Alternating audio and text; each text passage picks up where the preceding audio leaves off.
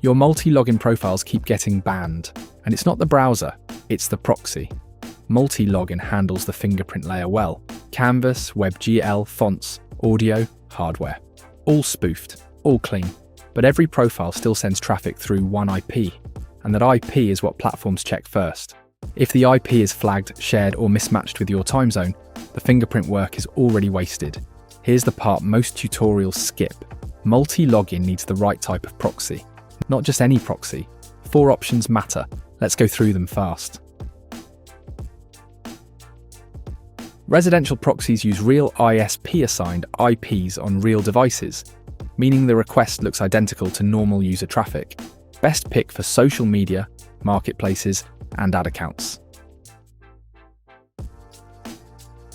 ISP proxies are static residential, IPs hosted on Datacenter hardware, fast, trusted, and they don't change.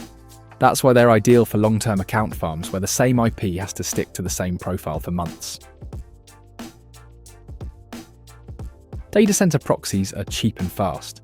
They also get flagged instantly on sensitive platforms. Fine for low-risk automation. Wrong choice for Instagram. Mobile proxies route through 4G and 5G networks. Highest trust scores on the internet. Use them for mobile-first platforms where one mistake kills the account. There's one setting that decides whether any of this works. We'll get to it. Now, the setup. Why does proxy type matter so much inside multi-login? Because one profile equals one account equals one consistent IP forever. Swap the IP mid-session. The platform sees a user who teleported, profile flagged. This is exactly where most people fail. They pick a rotating residential plan because it sounds powerful, plug it in, and watch their accounts die in 48 hours. Sticky sessions are the rule. Static is even better.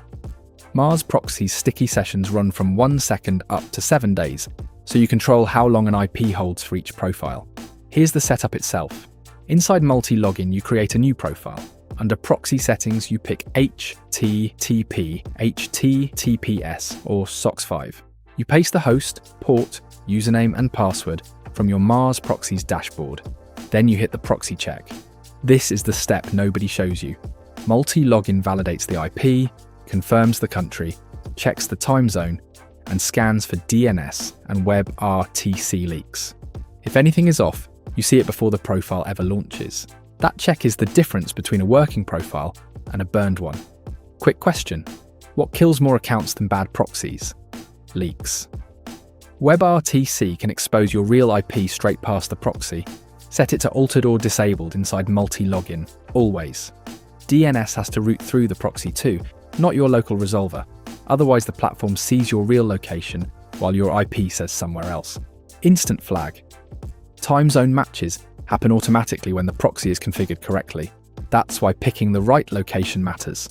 MarsProxies covers 195 locations, so you can match a profile to a specific country or city without scrambling. Back to that one setting I mentioned. Sticky session length. 1 second is for fast rotation tasks. 7 days is for high-trust accounts that need to look like a real person logging in from the same home network every day. That range is what makes the same proxy plan work for sneaker drops and for a year-old Facebook ad account. A few last things that matter when you scale. Residential traffic on MarsProxies doesn't expire, so you're not racing a clock. ISP and Datacenter proxies come with unlimited bandwidth, so 50 profiles cost the same to run as 5. The proxy is the layer Multilogin can't fix on its own. Pick the wrong one, and every fingerprint setting you tuned was for nothing. So now you know which proxy type fits which profile. The next question is which MarsProxies plan matches your scale. Head to MarsProxies and find the right proxy for your Multilogin setup.